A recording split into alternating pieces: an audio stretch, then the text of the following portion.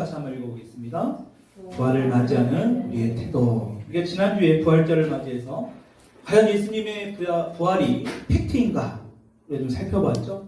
그러면 그 증거가 될 수 있을 만한 것들이 무엇이 있었습니까? 3년 동안이나 예수님을 따라다니면서 결정적인 순간에 그 십자가 앞에서 도망쳤던 그 예수님의 제자들.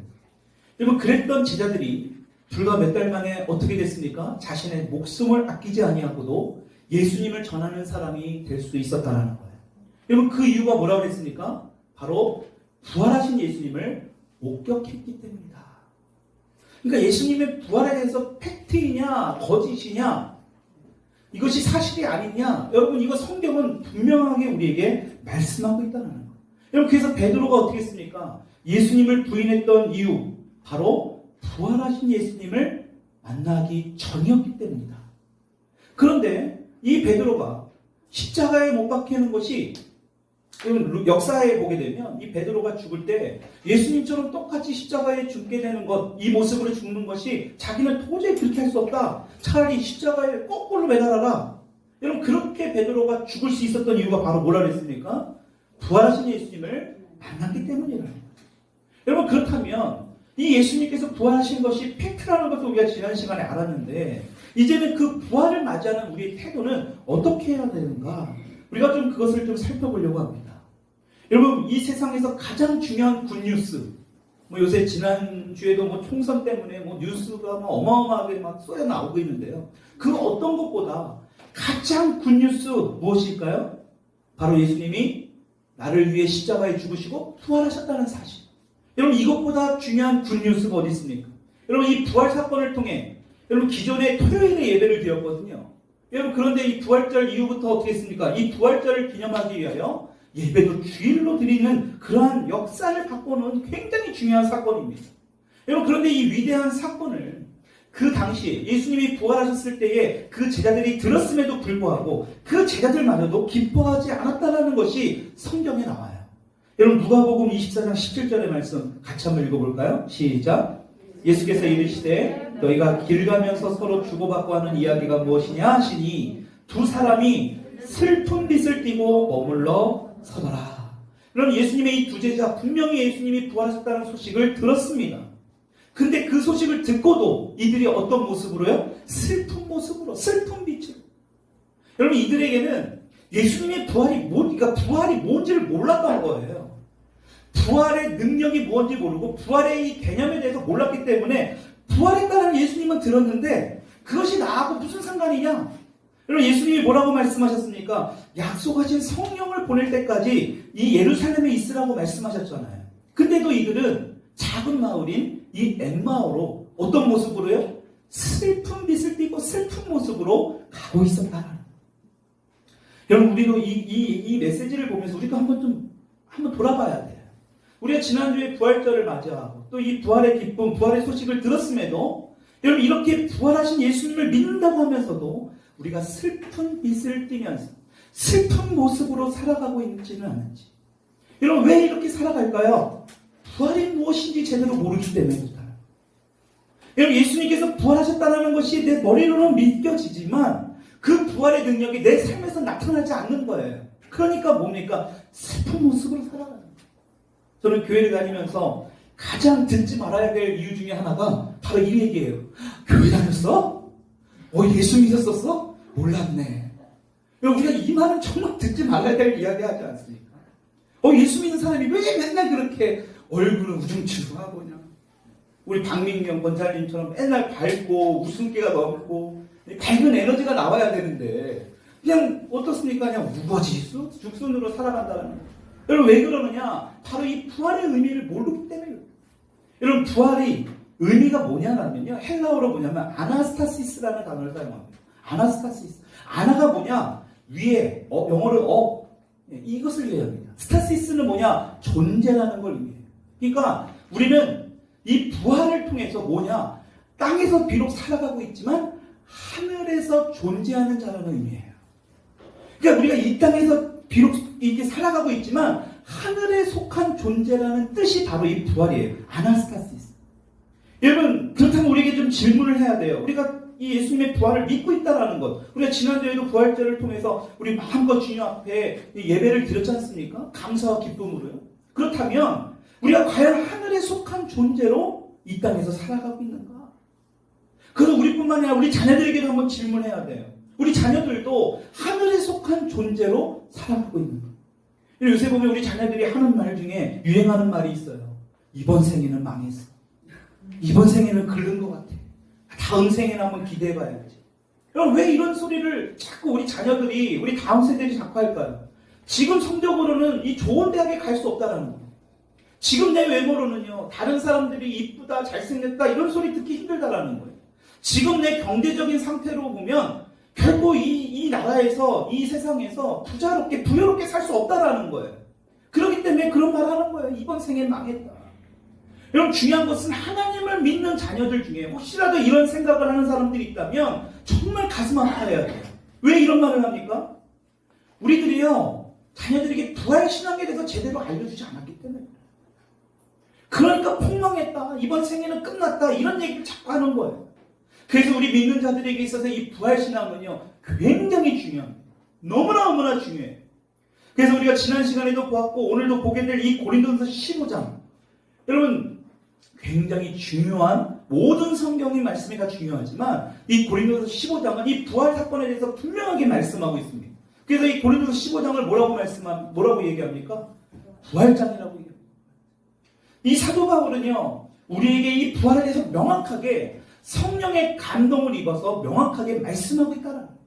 그래서 오늘 저와 여러분들이 이 부활의 능력에 대해서 명확히 알아서 우리 자녀들에게도 꼭 전해야 돼요. 제대로 알려줘야 됩니다.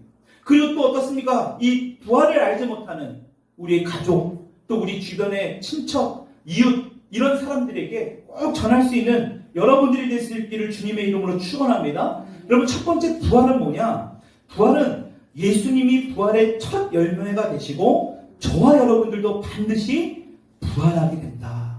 그럼 이 사실을 믿으십니까? 이 사실을 믿지 못한다면 이 부활의 능력이 우리 삶에서 나타나질 않아요. 좀 그것을 좀 살펴보려고 합니다.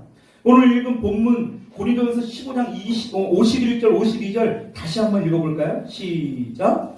보라, 내가 너희에게 비밀을 말하노니 우리가 다 잠잘 것이 아니요 마지막 나팔의 순식간에 호련히 다 변화되리라. 52절. 나팔 소리가 나면 죽은 자들이 썩지 아니할 것으로 다시 살아나고 우리도 변화되리라. 우리가 찬양됐습니다. 하나님의 나팔 소리, 천지 진동할 때. 여러분, 지금 51절 마지막 나팔에 또 52절 보니까 나팔 소리가 나네. 여러분, 언제 이렇게 나팔 소리가 난다고 이야기합니까? 성경은 예수님께서 다시 오실 때, 재림하실 때, 그때 어떻게 된다고요? 51절 보니까 순식간에 호련히 다 변화된다. 52절도 보니까 죽은 자들이 썩지 아니할 것으로 다시 살아나고. 이 말이 뭡니까? 우리보다 먼저 예수를 믿고 돌아가신 분들, 우리 믿음의 선배들이 썩지 아니할 것으로 다시 살아나게 된다는 거예요. 믿으세요? 여러분들의 부모님이든 여러분들의 친척이든 여러분들의 이웃이든 먼저 예수를 믿고 죽은 사람이 다시 예수님이 재림하실 그때에 다시 살아나게 된다는 거예요. 여러분, 이게 바로 부활입니다. 그리고 예수님께서 재림하실 때 만약에 우리가 죽지 않고 살아있다면 52절 후반절에 뭐라고 합니까? 우리도 변화된다. 우리도 변화되리라. 여러분, 이 변화된다라는 말은요, 이 세 가지 단어가 합쳐있는 겁니다. 바로 변화된다는 뭐냐? 고치고, 바꾸고, 채우고라는 거예요. 그러니까 변화되는 게 그냥 뭐 대충 어떻게 이렇게 막 변신되고 이게 아니고요. 고치고, 바꾸고, 채운다. 여러분, 이 의미가 변화된다라는 의미예요. 이 세 단어가 합쳐진 게 바로 이 변화되리라.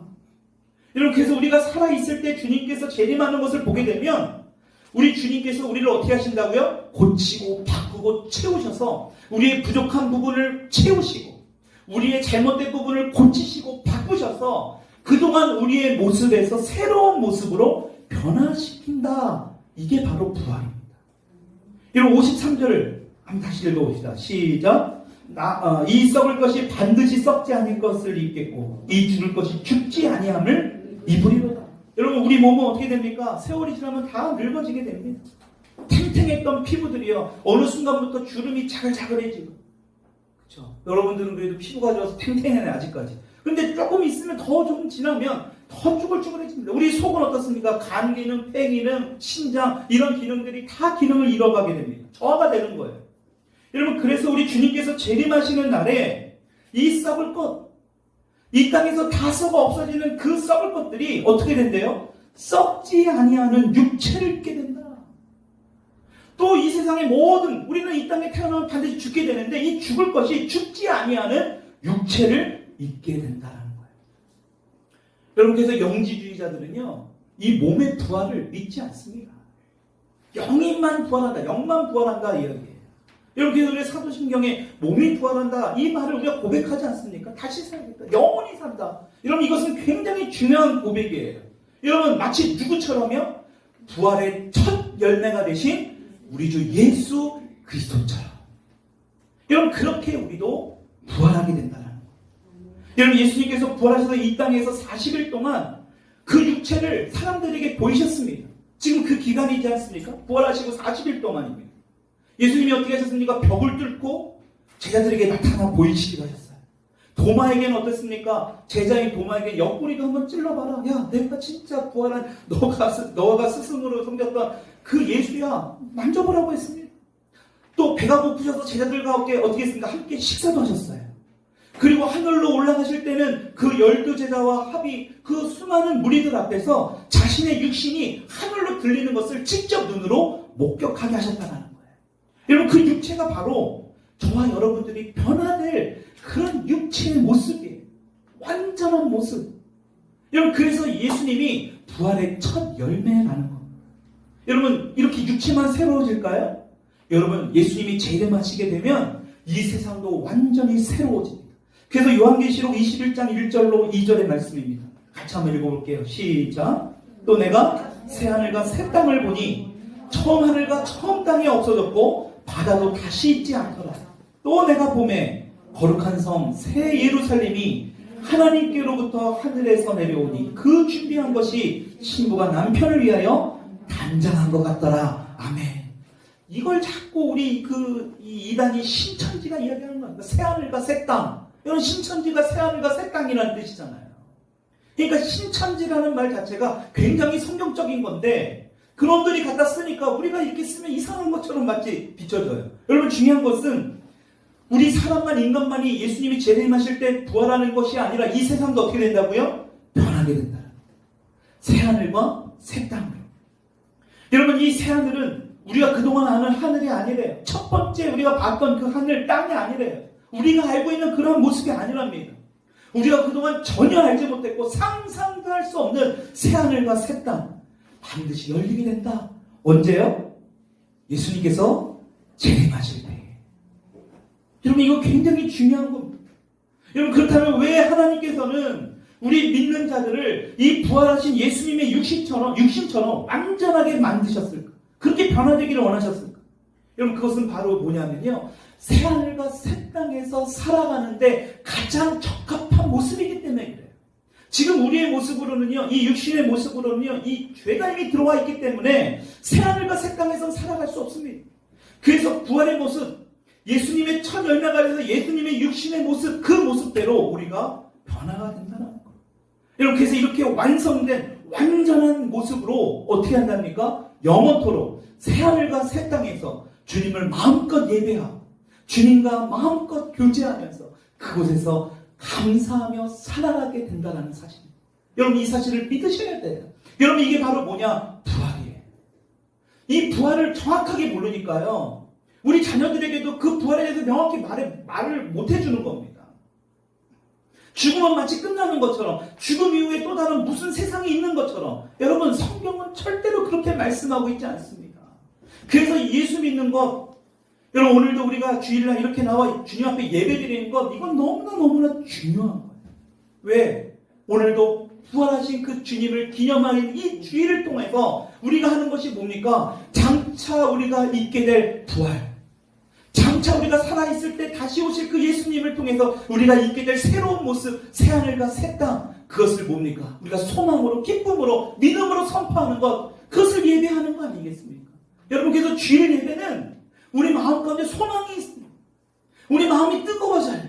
이 세상은 어떻습니까? 소망이 없습니다. 우리 찬양됐잖아요. 기쁨이 없습니다. 좌절해요. 그 사람이 뭔가 우리에게 기쁨이 줄 것 같아서 다가갔지만 결국에 뭡니까? 실망만 주고 좌절만 하고. 여러분, 그래서 이 주일은, 특히 이 예배는 우리에게는 너무너무나 중요합니다.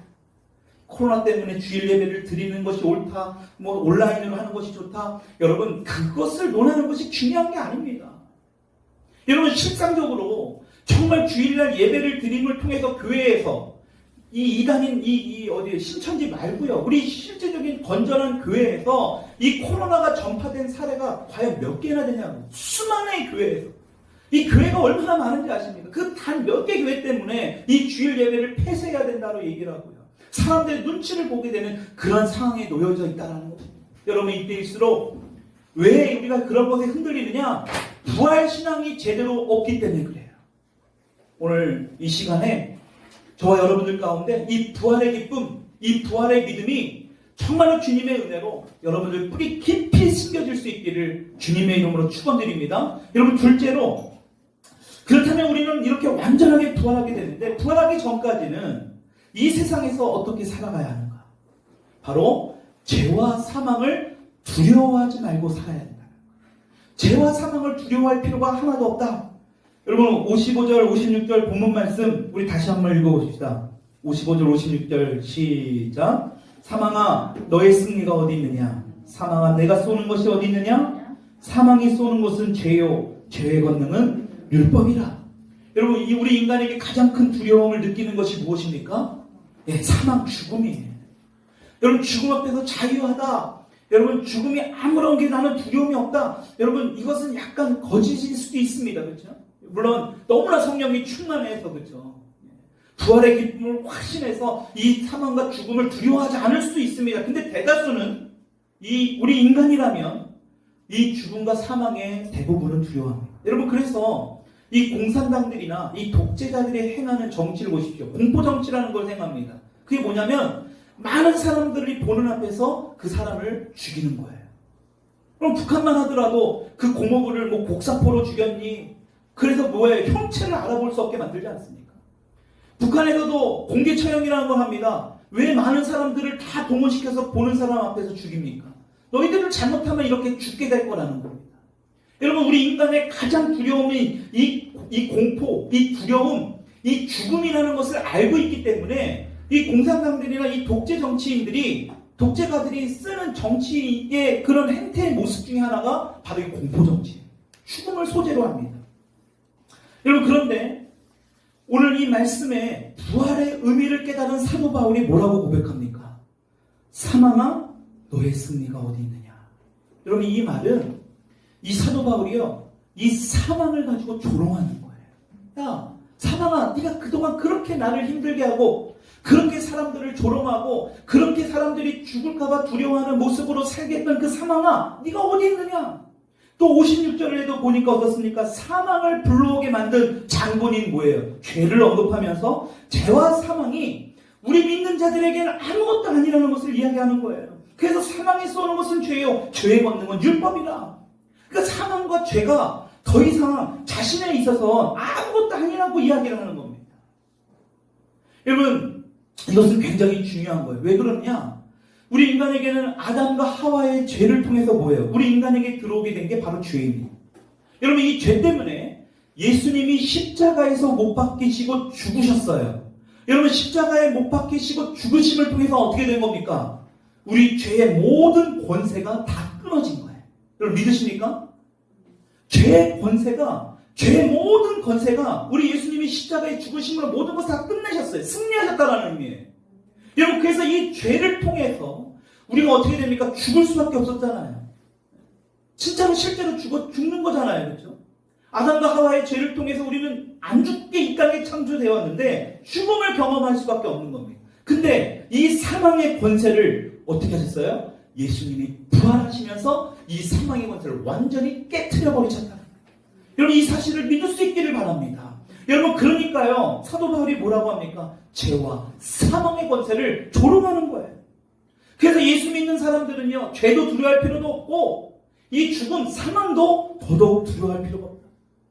여러분, 이 사망의 하수급들이 있어요. 밑에 속한 것들. 여러분, 뭐가 있을까요? 우리를 두려워하게 하는 것들. 그렇죠? 질병, 근심, 걱정.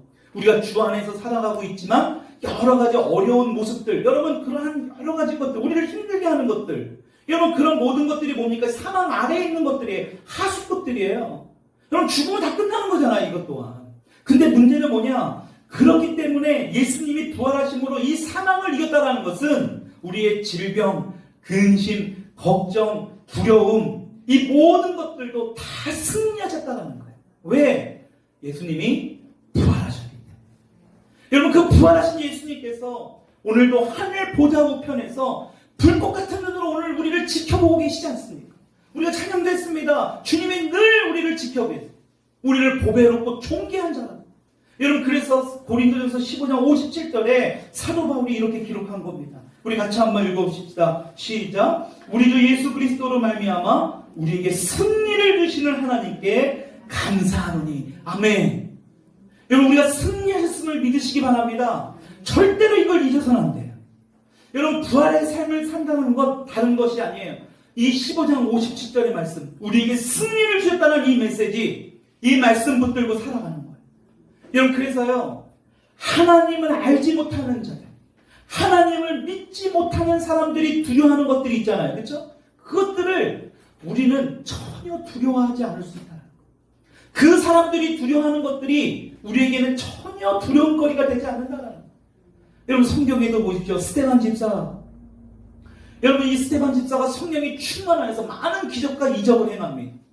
그것을 시기한 그 서기관들이나 이 종교인들이 사람을 매수해서 거짓 증거를 하게 만들어요.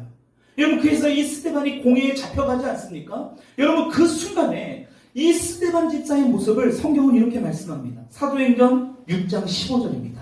같이 한번 읽어봅시다. 시작. 공회 중에 앉은 사람들이 다 스데반을 주목하여 보니 그 얼굴이 천사의 얼굴과 같더라.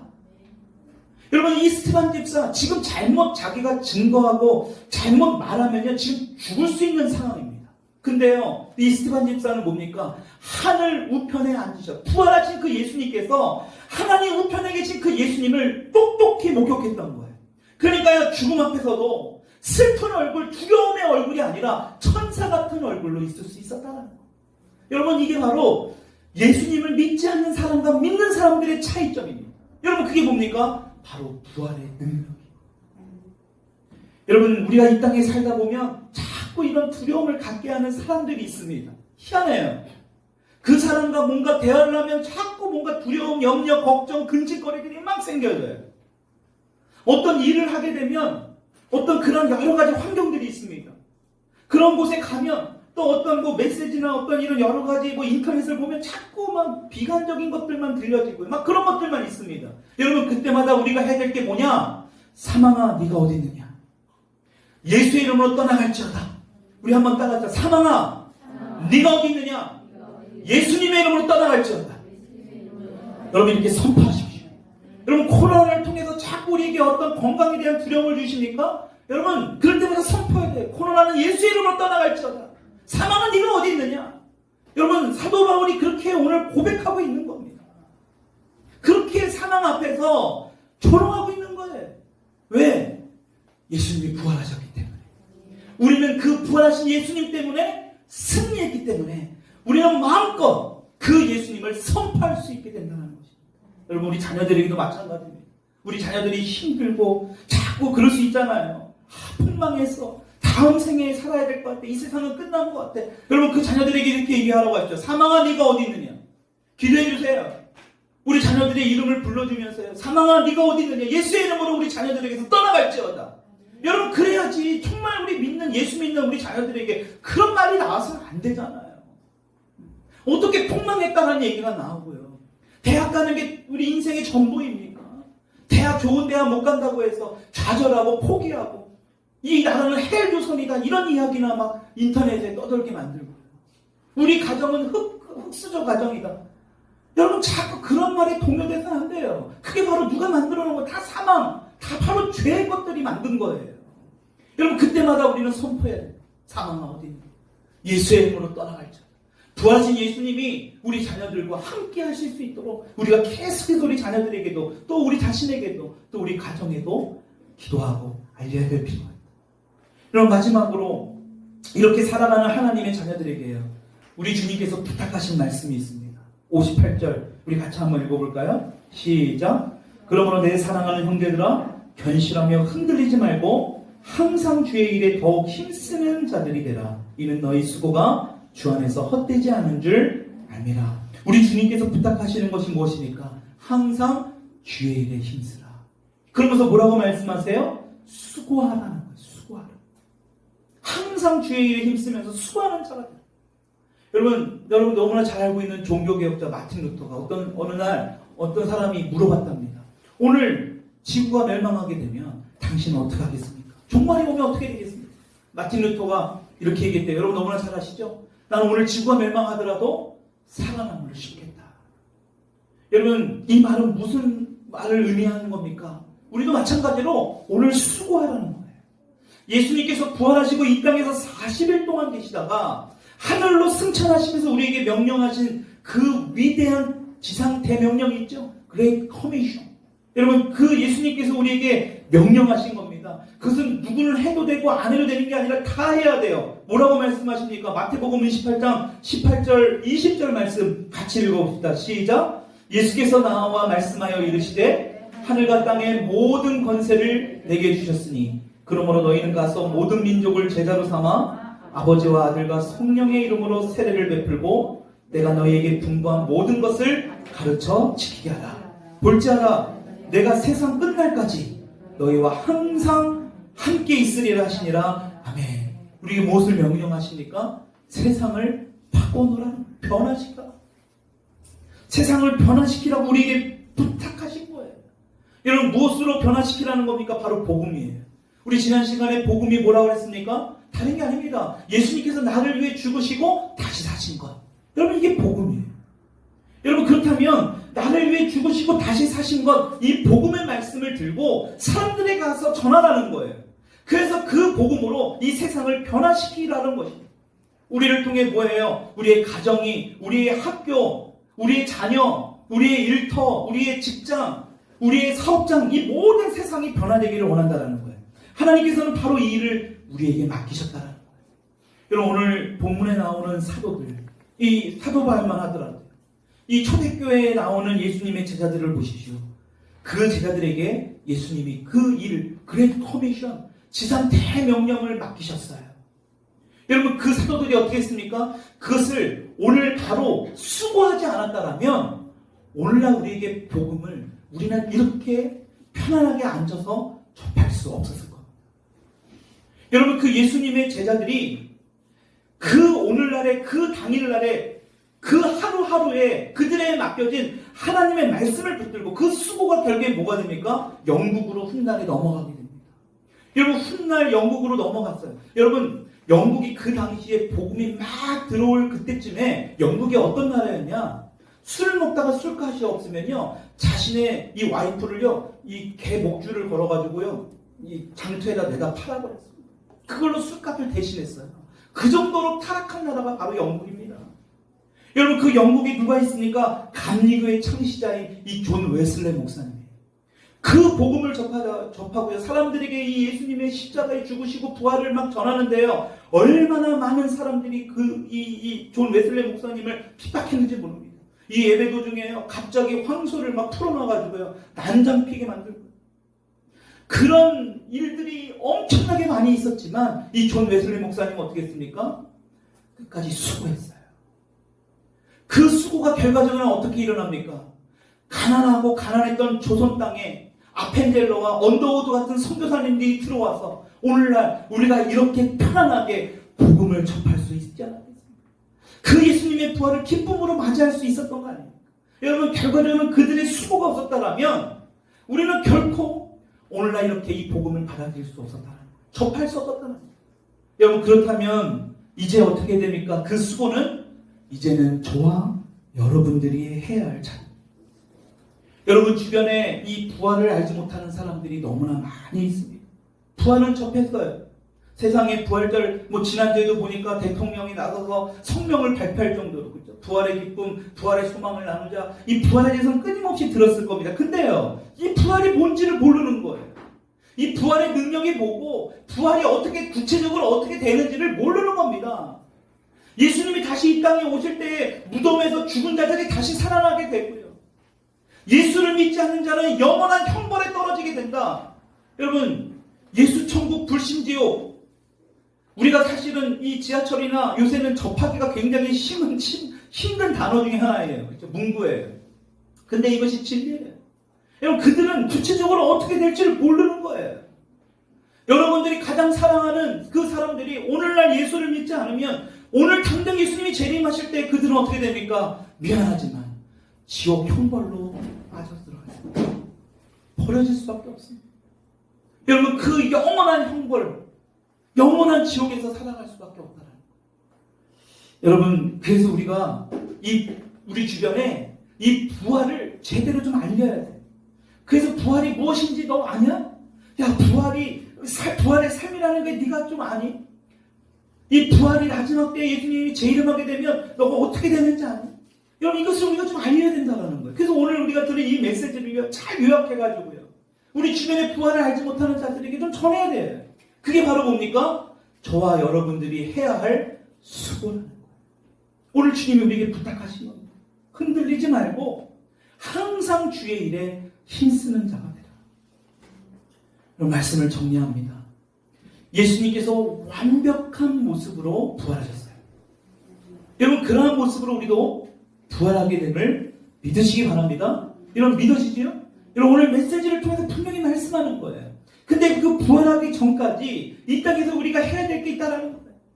이 땅에서 끊임없이 우리를 죄와 사망으로 조롱하고 힘들게 하고 우리를 두려워하게 할 수 있지만 우리는 두려워할 필요 없다. 왜? 우리의 죄를 위해서 우리 주님은 이미 십자가에서 죽으셨어요. 우리는 그 죄 때문에 죽을 수밖에 없는 우리의 그 생명을 위해서 예수님이 다시 부활하셨다는 거예요.